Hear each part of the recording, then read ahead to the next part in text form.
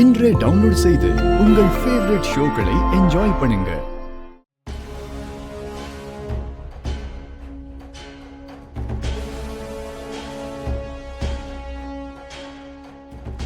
ஆமா, அந்த வீடியோ எல்லாமே டெலீட் ஆயிருக்கு. ஏய், அத தான சொல்லிக்கிட்டு இருக்க அப்ப இருந்து. எதுக்கு அவசரப்படுறீங்க? கொஞ்சம் பொறுமையா இருங்க.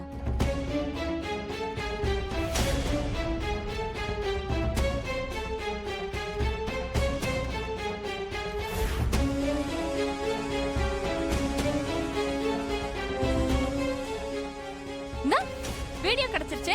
எங்க? இத பாருங்க. ம்.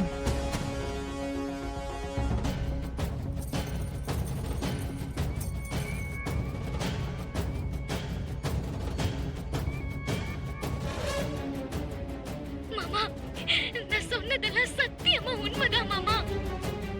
அருண் மாமா என் கழுத்துல தாலி கட்டலனா அவர் உயிருக்கே ஆபத்து. அதான் கட்டிட்டானே, அப்புறம் அவன் கையால தானே உன் கழுத்துல தாலி விழுந்துச்சு. அப்ப அவன் கட்டின தாலி தான் இது. அருள் உன் பேச்ச நம்பாததுனால அந்த சாமியே அவன் கையால உன் கழுத்துல தாலி விடுற மாதிரி பண்ணிருச்சு. இது போதும்.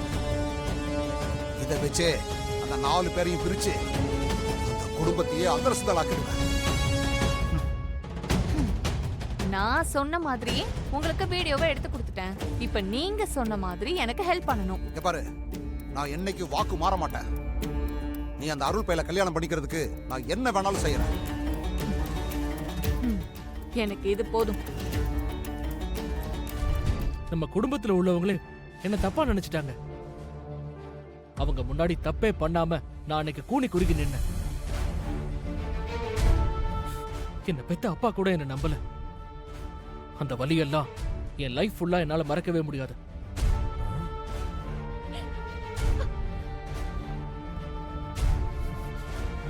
நான் நினைச்ச மாதிரி, நான் ஆசைப்பட்ட மாதிரி ஒரு லைஃப் எனக்கு கிடைக்காம போயிடுச்சு. நாம ஆசைப்பட்ட மாதிரியான வாழ்க்கை நமக்கு கிடைக்காம போறது எவ்வளவு பெரிய லாஸ் தெரியுமா? அதெல்லாம் இனி யார் நினைச்சாலும் சரி செய்ய முடியாது.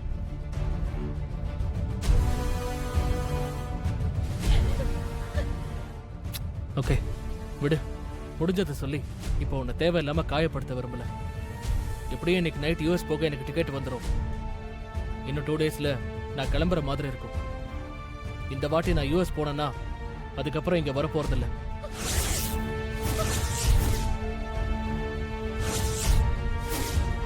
நான் போனதுக்கு அப்புறம் நீ என்னையே நினைச்சுக்கிட்டு இருக்கிறதுல எந்த யூஸும் இல்லை. உனக்கு பிடிச்ச மாதிரி ஒரு லைஃப் அமைச்சுக்கோ. அதான் உனக்கு நல்லது.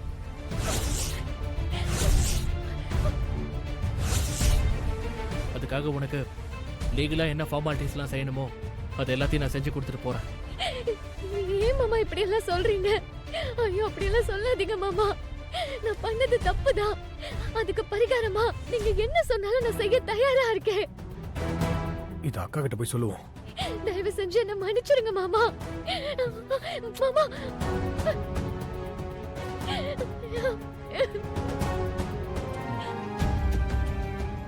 அருள் ஊருக்கு போகும்போது வானதியையும் அவன் கூட கூட்டிட்டு போகணும். வானதி மேல உனக்கு கோபம் இருந்தாலும் அவ நல்லா இருக்கணும்னு நினைக்கிற பாத்தியா? உனக்கு ரொம்ப பெரிய மனசு. அவ எனக்கு என்ன செஞ்சிருந்தாலும் அவ என் தங்கச்சியாச்சு. அதனால அவளுக்கு ஒண்ணுனா அத பார்த்துட்டு என்னால சும்மா இருக்க முடியாது. அவங்க 2 பேரையும் ஏதாவது செஞ்சு சேர்த்து வைக்கணும்.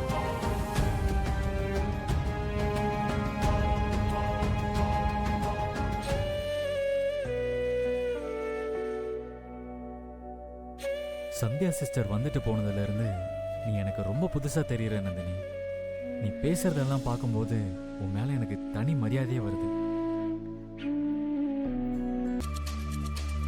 அக்கா அக்கா அக்கா, உனக்கு ஒரு விஷயம் தெரியுமா? என்னடா?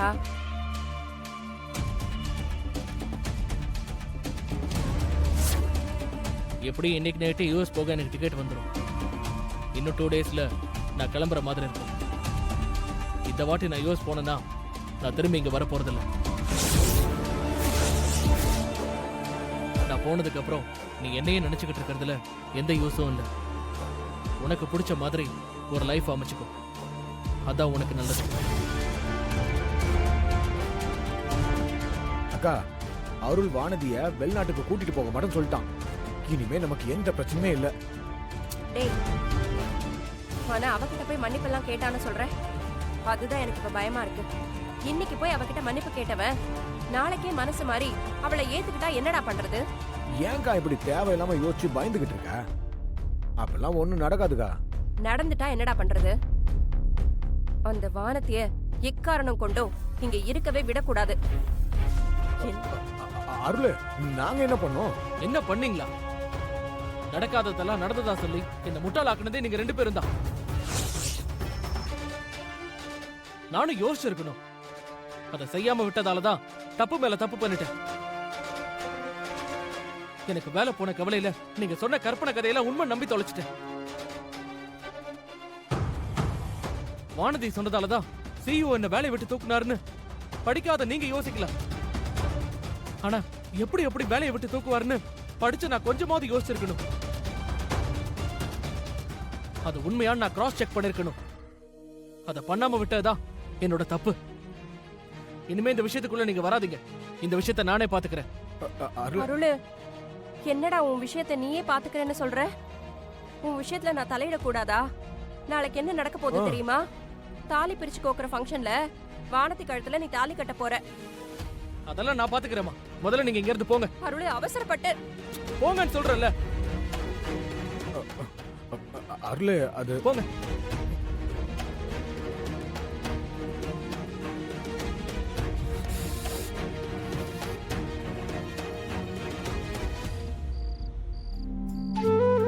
அண்ணா, நம்ம வீட்டுல நிறைய சங்கடமான விஷயங்கள்லாம் நடந்து போச்சு. கோவில் திருவிழா வேற நின்னுடுச்சு. அதனால நாளைக்கு தாலி பிரிச்சு கோக்குற விசேஷத்தை நாம ரொம்ப பெருசா விமர்சையா நடத்துவோம். நானே அதுதான் சொல்லணும்னு நினைச்சேன். நீயே சொல்லிட்ட. நீ சொன்ன மாதிரி ரொம்ப பெருசா தடபுடலாம் பண்ணிடலாம். அதுக்கு என்னெல்லாம் பண்ணணுமோ அதுக்கான வேலையெல்லாம் ஆளுக்கு ஒண்ணா பிரிச்சு கொடுத்து பண்ணிடலாம். நீங்க சரின்னு சொல்லிட்டீங்கல்ல, நான் பாத்துக்கிறேன். தாலி பிரிச்சு கோக்குற விசேஷத்தை இவ்வளவு பெருசா யாருமே பண்ணலன்னு இந்த ஊரே பேசுற அளவுக்கு நான் பண்ணிடுறேன்.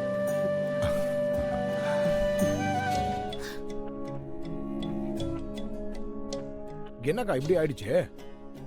நாம அவன் மண்டையை கழுவி அந்த வானதியை பத்தி ஏத்தி விடலான்னு பார்த்தா எடுத்தோட நம்ம வாய் அடைச்சிட்டான்.